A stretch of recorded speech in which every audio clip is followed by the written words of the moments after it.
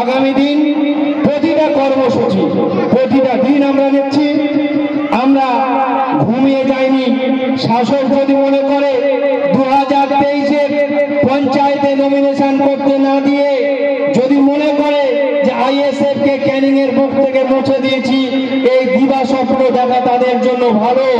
আগামী দিন আইএসএফ আবার ক্যানিং এর বুককে বুঝিয়ে দেবে যারা কি অবস্থায় তারা আছে, কিভাবে তারা চলতে চাচ্ছে। মায়েরা বোনেরা সবাই মিলে আগামীতে দেখাবে। আমার প্রশাসন বন্ধুরা অনেকেই মনে করছে যে আইএসএফ কে মনে হয় এখানে আর দেখা যাচ্ছে না বা দেখা যাবে না। আমি তাদেরকেও স্মরণ করিয়ে দিচ্ছি, আপনারা যদি সার্ভে করেন ক্যানিং পূর্বের মানুষদের 90% মানুষ আইএসএফ এর সাথে আছে। আগামী দিন আপনারা বুঝে নেবেন।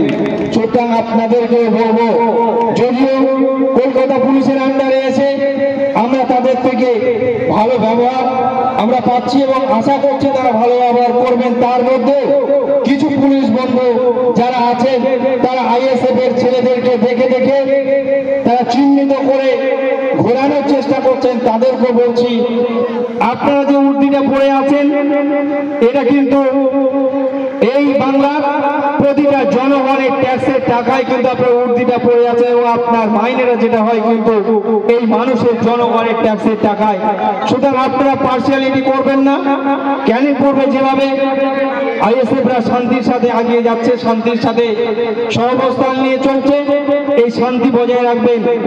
অনেক মানুষ আজকে পরিকল্পনা করছে, আজকে বিশেষ করে শাসক দল তারা পরিকল্পনা করছে যেখানে একটা ছোট ঝামেলা লাগিয়ে দিয়ে সেখানে আইএসএফ এর নেতৃত্বদেরকে, কারণ বিগত দিন তারা করেছে এখানে কোন একটা মিথ্যা ঘটনাকে সাজিয়ে সেই মিথ্যা ঘটনায় ক্যানিং পূর্বের 13টা অঞ্চলের প্রতিটা নেতৃত্বকে এই তালদিঘি নামক গ্রামের, আমি তালদিঘির কোন গ্রামের একটা ছোট্ট ঘটনায় 13টা অঞ্চলের নেতৃত্বদেরকে তারা জড়িয়েছে। এখানে পুলিশ প্রশাসন তারা নির্বিচারে কোন পদক্ষেপ ইনভেস্টিগেশন করা ছাড়াই এই 13টা অঞ্চলের মানুষকে সেই কাজের সাথে যুক্ত থাকতে পারে, যদিও যেটা মিথ্যা, তারপরেও বলছি যে যুক্ত থাকতে পারে কিনা এই চিন্তা ভাবনা তারা না করে এই মিথ্যা ভাবে আমাদের কেসের বহর কিন্তু ঠেলতে বাধ্য করেছে। আমি প্রশাসনের বন্ধু, বিশেষত আজকে কলকাতার পুলিশের আন্ডারে আসার পরে প্রশাসন যথেষ্ট নিরপেক্ষতার সাথে কাজ করার চেষ্টা করছে। আমরা এই প্রশাসনের বন্ধুদেরকে ধন্যবাদ জানাচ্ছি, বিশেষত আমাদের ওসি মহোদয়কে ধন্যবাদ জানাচ্ছি। তিনি তার বলিষ্ঠ নেতৃত্বে তিনি পরিচালনা করে চলেছেন। তারপরেও যারা যারা এই কাজ করতে যাচ্ছেন কয়েকজন আছেন, আমরা ওয়াজি করছি, আমরা তাদেরকে দেখছি। আমরা আগামী দিন তাদের বিরুদ্ধে তারা যদি এরকম মিথ্যা মামলায় আমাদেরকে উইদাউট ইনভেস্টিগেশনে জড়াতে চায় আমরাও বোঝাবো। কারণ বিগত দিন যারা ছিল প্রশাসনের একটা অংশ, যারা একেবারে এই শাসক দলের চাটুকারিতা করে গিয়েছিল, আমরা তাদেরকে কিন্তু আজকে তারা বলছে যে আপনাদের আইনের যে কলমটা কিন্তু খুব মজবুত, কারণ আমাদেরকে এখন ওই হাইকোর্ট আর আমাদের যেখানে এখন পোস্টিং হয়েছে সেই জায়গা করতে হচ্ছে। সুতরাং আমি আপনাদেরকে বলবো, আমরা কিন্তু মারামারি করতে যাব না, কিন্তু আমরা আইনি লড়াইটা লড়ে দেব।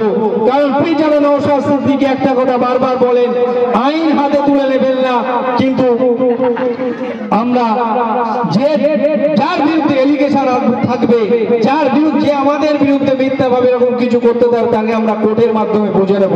সুতরাং বন্ধুগণ এবং আপনারা সজাগ থাকুন, আপনাদের সাথে নিয়ে আগামী নির্বাচনে আমরা এখান থেকে প্রতিটা বুথ থেকে মেঘনাথ হালদার মহাশয়কে বিপুল ভোটে আমরা জয়যুক্ত করব। আমরা সকলে অঙ্গীকারবদ্ধ হলাম। আমি এখন চালাচ্ছে কিসের জন্য? যে সমস্ত মুসলমান হিন্দু আদিবাসী মুসলিমরা নিজেদের গণতন্ত্র হারিয়ে নিজেদের মধ্যে মারামারি কাটাকাটি হানাহানি হিংসা রক্তক্ষরণ করছে কিসের জন্য? আমরা হিংসা চাই না বন্ধুরা, আমরা চাই শান্তি। তার এই শান্তি স্লোগান দেয় ইন্ডিয়ান সেকুলার ফ্রন্ট, ওদের স্লোগান দেয় ইন্ডিয়ান সেকুলার ফ্রন্ট, অসহায় মানুষের কথা বলে Indian secular front. Indian secular front অন্যায় করে না, অন্যায়কে প্রশ্রয় দেয় না, খুনিকে প্রশ্রয় দেয় না। এবং সর্বশেষ যারা ভারতবর্ষের মধ্যে থেকে ভারতবর্ষের গণতন্ত্রকে হত্যা করে তাকে না।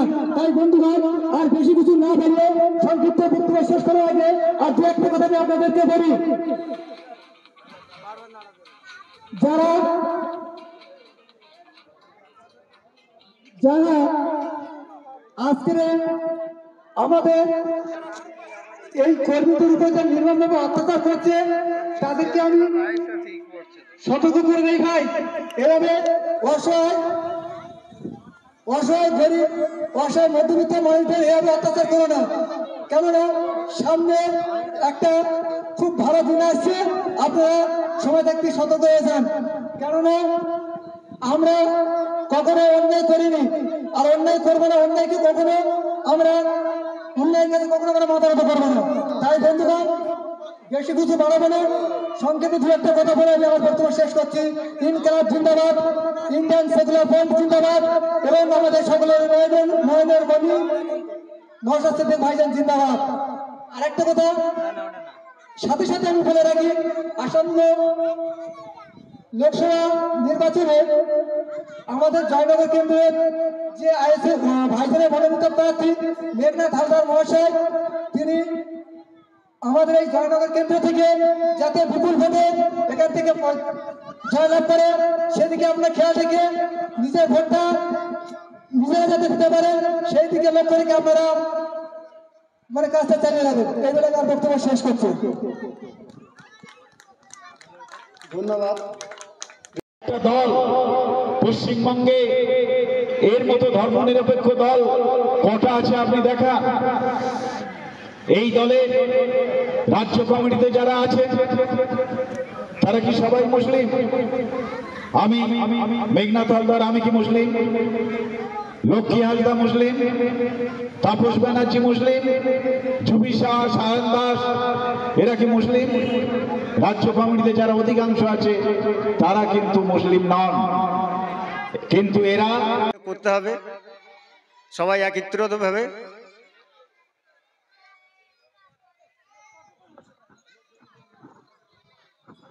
আমাদের এই বাবলু মিয়া কিছু কথা আপনাদের সামনে বক্তব্য রাখছে, আপনারা শুনুন।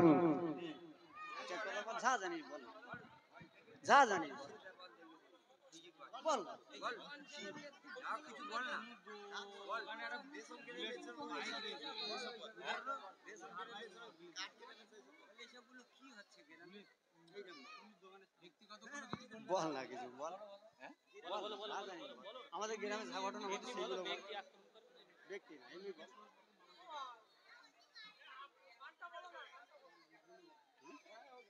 গান জানো বলো।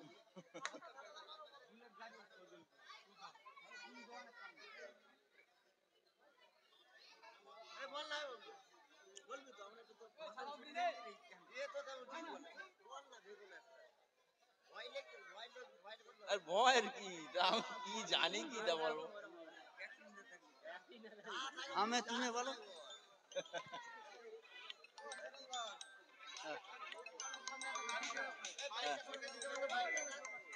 এই সুধীর ভাই